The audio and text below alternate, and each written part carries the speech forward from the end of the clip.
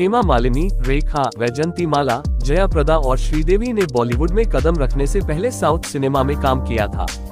वे south cinema से बॉलीवुड में आई और देश भर के लोगों के दिलों में बस गईं। रेखा उन गिनी चुनी एक्ट्रेस में से एक हैं, जिनकी मां भी एक एक्ट्रेस थी, जिन्हें 2 शादियां करने वाले साउथ सिनेमा के सुपरस्टार से प्यार हो गया था, जिनसे उन्होंने शादी तो नहीं की पर उनकी 2 बेटियों की मां बन गई।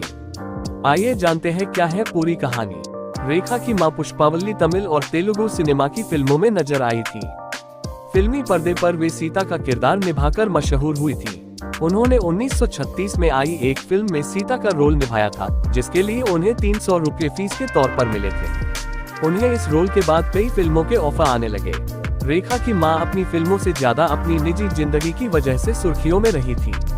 वे 1940 में शादी के बंधन में बंध गई थी, लेकिन 6 साल बाद ही उनकी शादीशुदा जिंदगी में खटास आ गई और वे पति से अलग रहने लगी। पुष्पावल्ली की जिंदगी में नया मोड़ तब आया जब उन्हें फिल्म मिस मालिनी में नए एक्टर जेमिनी गणेशन के साथ लीड रोल में कास्ट किया गया। रेखा की मां जेमिनी गणेशन के प्यार में पड़ गईं, मगर एक्टर पहले शादीशुदा थे। जेमिनी गणेशन ने पुष्पावल्ली को कभी पत्नी का दर्जा नहीं दिया, पर रेखा की मां ने उनकी प्रेमिका बनकर पूरी जिंदगी गुजार दी थी। वे बिना शादी के जेमिनी गणेशन की 2 बेटियों की मां बनी, जिनमें से एक मशहूर एक्ट्रेस रेखा है।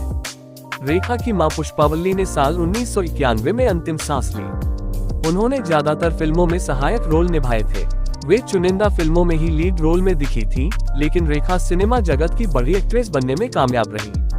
पुष्पावल्ली चाहती थी कि रेखा उनकी तरह फिल्मों में काम करे। रेखा तेलुगु फिल्म रंगुला रत्नम में पहली बार नजर आई थी। तब उनकी उम्र मात्र 12 साल थी। उन्होंने करीब 15 साल की उम्र में अपनी पहली बॉलीवुड फिल्म अंजना सफर में काम किया था, जिसका बाद में नाम बदलकर 2 शिकारी कर दिया गया था। पुष्पावल्ली की तरह उनकी बेटी रेखा की जिंदगी भी उथल पुथल से भरी रही। दोनों की पहली शादी असफल रही थी, हालांकि रेखा उनसे काफी बड़ी फिल्म स्टार है। वे बेहद मशहूर हैं, लेकिन 69 साल की उम्र में भी अकेले जिंदगी गुजार रही हैं। तो दोस्तों, आपको कैसी लगी ये स्टोरी कमेंट करके जरूर बताएं। धन्यवाद।